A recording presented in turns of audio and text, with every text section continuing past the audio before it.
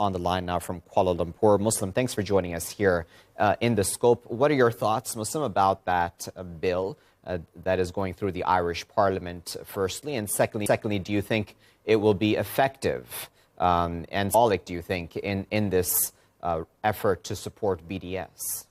This new Irish move is a confirmation of the trend, the international trend to support Palestinian struggle for freedom. I believe the Irish are making a very bold move, and they are joining many other international initiatives that we have seen in the past few days to isolate Israeli occupation. This is certainly a blow to Prime Minister Netanyahu's attempts to sell his government's image as a democracy worldwide. The Irish are speaking boldly, telling their neighbors first, the European nations, that they have to support the Palestinian struggle for freedom. And I believe enacting such a law in the Irish Parliament is a very good move that will encourage many other states that support Palestinian rights to make such a move. Israeli settlements, as you know, are built on Palestinian land, occupied Palestinian land, and this is a very clear violation of international laws, including the Rome Statute of the ICC. Israel never bothered about international law, but I guess that some international players do care about international law. We see the Irish decision coming this week. We've seen a few days ago the Malaysian decision to ban Israeli athletes from coming over to Malaysia, and we've seen the Kuwaiti speaker's strong statement in the IPU, the International Parliamentarian Union, a few weeks ago, in which he expelled the Israeli representatives. We see a rising international solidarity with the Palestinian struggle and boycott of Israeli occupation. Okay, Muslim, I'm going to this conversation. Muslim Imran, you know that the Israelis and how they've reacted to this situation. The Israelis, say, Muslim Imran, that this is anti-Semitic because it is targeting basically just itself, Israel, for the situation of occupied territories, A.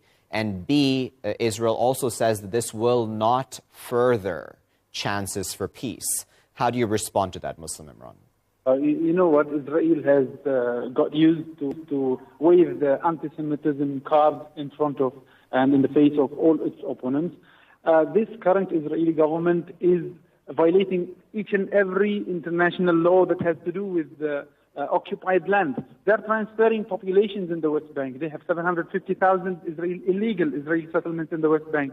They are restricting the movement of Palestinians in the West Bank. They are besieging Gaza and cutting off international access to Gaza, international aid to Gaza. Gaza does not have electricity by the time we speak. Hospitals in Gaza are at the brink of collapse.